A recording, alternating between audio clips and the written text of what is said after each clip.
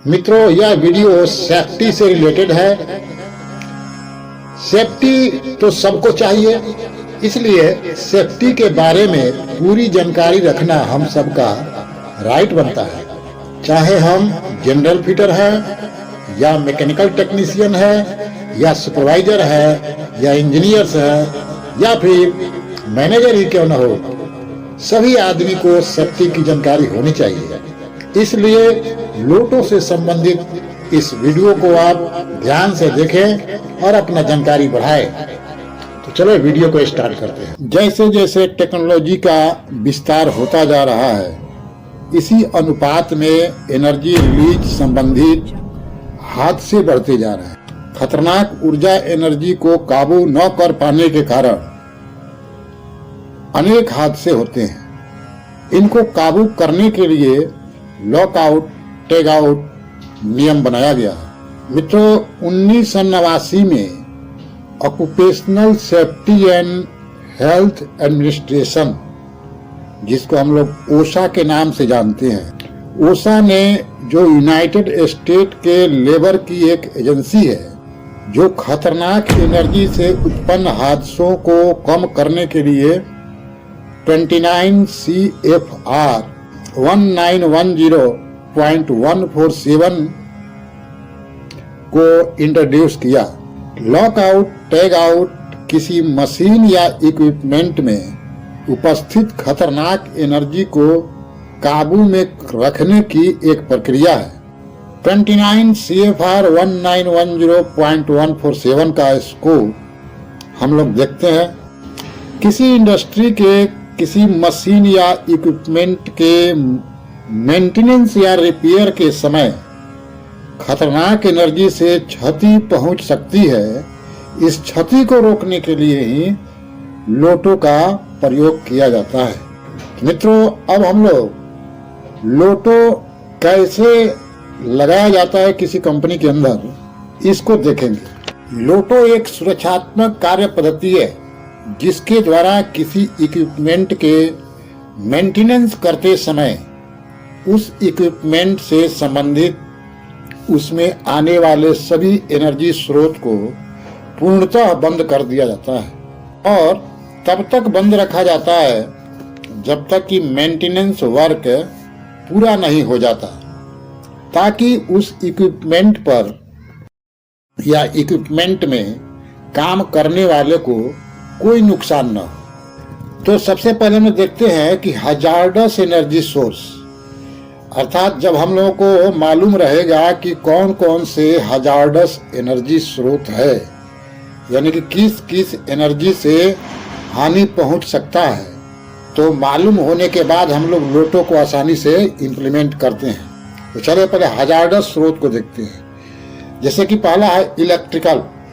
हम जानते हैं कि इलेक्ट्रिकल एनर्जी को छूने मात्र से ही झटका लगता है और आदमी की जान भी जा सकती है। तो इसके स्रोत को भी बंद करना पड़ता है। वाटर भी एक हजार्डस एनर्जी बन सकता है। जैसे पंप संचालित वाटर भी हमें नुकसान पहुंचा सकता है। केमिकल या कूलेंट, कोई केमिकल भी हमारे नाक, आंख आदि अंगों को हानि पहुंचा सकता है। इसके अलावा स्टीम के उपस्थिति से भी मेंटेनेंस या मरम्मत का काम नहीं हो सकता है, क्योंकि स्टीम एनर्जी भी हमारे शरीर को क्षति पहुंचा सकता है। नेक्स्ट है न्यूमेटिक। कंप्रेस्ड या प्रेशराइज्ड एयर भी काम करने वालों को नुकसान पहुंचा सकती है। नेचुरल गैस जैसे LPG, LNG, PNG आदि गैसें भी हजार्डस सोर्स हो सकती है।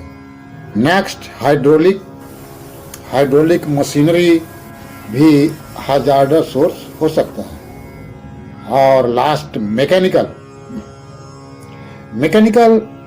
एनर्जी, जैसे किसी मशीन का कोई पार्ट्स मूव कर रहा है और उसमें किसी का हाथ आ जाए तो दुर्घटना हो सकती है। तो इस प्रकार मित्रों, हम लोगों ने देखा कि 8 प्रकार का एनर्जी जो हजार्डस हो सकती है। तो लोटो करते समय इनको ध्यान में रखा जाता है और जिस इक्विपमेंट में काम कर रहे हैं उससे रिलेटेड इन 8 में से कोई न कोई एनर्जी हो तो उस पर लोटो लगाना चाहिए। अर्थात इन सब हजार्डस एनर्जी को पहचान कर ही लोटो सिस्टम को अच्छा से इम्प्लीमेंट कर सकते हैं। मित्रों, लोटो सिस्टम में 2 चीजें होती है। पहला होता है लॉक, यानी कि ताला। तो लॉक कहाँ लगाया जाता है भाई? तो हजार्डस एनर्जी सोर्स को कंट्रोल करने वाले मेन चीजों पर एक लॉक लगाते हैं, जैसे एमसीबी, कंट्रोल वाल्व आदि।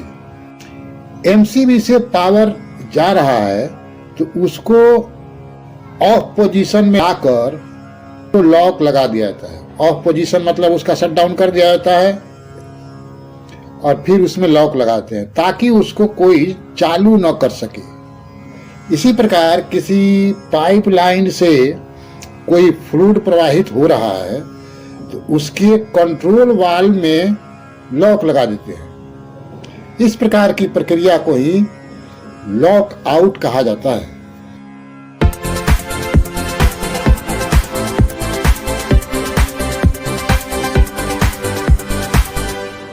लॉक आउट में हमेशा ध्यान रखना चाहिए कि एक लॉक की एक ही की यानी कि चाबी होनी चाहिए, कोई अन्य दूसरा चाबी नहीं रहना चाहिए।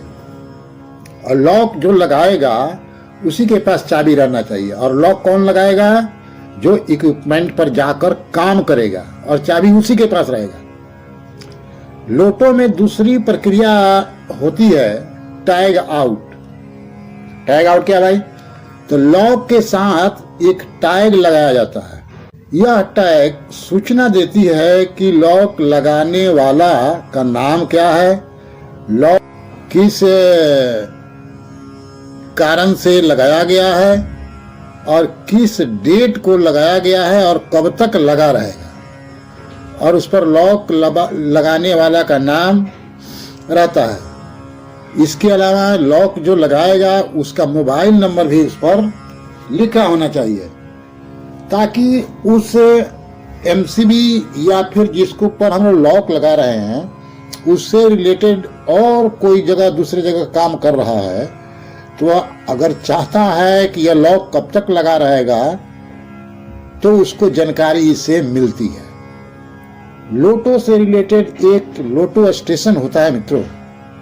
लोटो स्टेशन यह कंपनी के किसी बिल्डिंग के अंदर बनाया जाता है जिसमें लॉक की टैग वगैरह को रखते हैं। लोटो स्टेशन से ही ऑथराइज पर्सन लॉक और टैग लेकर जहां लोटो करना होता है जाकर करता है। लॉक भी कई प्रकार के होते हैं। लॉक्स के प्रकार वाल्व्स एमसीबी के डिजाइन के ऊपर डिपेंड करता है। अब हम लोग लोटो इम्प्लीमेंट के 6 स्टेप सीखेंगे। क्लाइंट लोग इंटरव्यू में पूछता है कि लोटो के 6 स्टेप क्या है, तो चलते हैं देखते हैं लोटो का पहला स्टेप। तो लोटो का पहला स्टेप है प्रिपरेशन। इस स्टेप में किस इक्विपमेंट पे लोटो लगाना है और कहां कहां ऊर्जा स्रोत है, इन सब की जानकारी एकत्र किया जाता है। दूसरा स्टेप है शटडाउन। इस स्टेप में प्लानिंग के अनुसार प्रभावित कर्मचारियों से संपर्क कर सभी ऊर्जा स्रोत के मशीन को बंद कर दिया जाता है, यानी कि शट डाउन कर दिया जाता है। जैसे कोई वाल्व चालू है तो उसको बंद कर दिया जाता है, इलेक्ट्रिक मशीन को स्विच ऑफ कर दिया जाता है। तीसरा स्टेप आता है आइसोलेशन। इस स्टेप में मेन सप्लाई को बंद किया जाता है। जैसे इलेक्ट्रिकल स्रोत में एमसीबी को बंद कर दिया जाता है। चौथा स्टेप होता है लॉक आउट टैग आउट। इस स्टेप में जहां से एनर्जी के मेन स्रोत को बंद किया जाता है वहीं पर ऑथराइज एम्प्लॉय के द्वारा लॉक लगा दिया जाता है तथा लॉक लगाने के कारण कब से कब तक लगाना रहेगा लगाने वाला का नाम, कॉन्टैक्ट नंबर आदि टैग पर लिखकर लॉक के साथ लगा दिया जाता है और चाबी को उस एम्प्लॉय को दे दिया जाता है जो इक्विपमेंट पर या इक्विपमेंट में काम करेगा, ताकि कोई अन्य व्यक्ति उस लॉक को खोल नहीं सके, क्योंकि लॉक का एक ही चाबी होता है। रिफाइनरी शटडाउन में यह देखा जाता है कि इक्विपमेंट पर काम करने वाले टीम के जेपी या पीटीडब्ल्यू के पास यह चाबी रहती है। पांचवा स्टेप होता है मित्रों, स्टोर्ड एनर्जी चेक।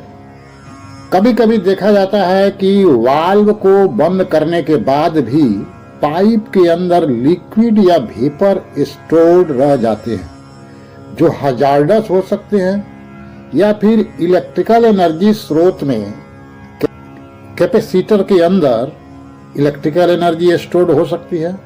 इन स्टोर्ड एनर्जी को रिलीज कर दिया जाता है। छठा स्टेप देखते हैं। छठा स्टेप में आइसोलेशन वेरिफिकेशन।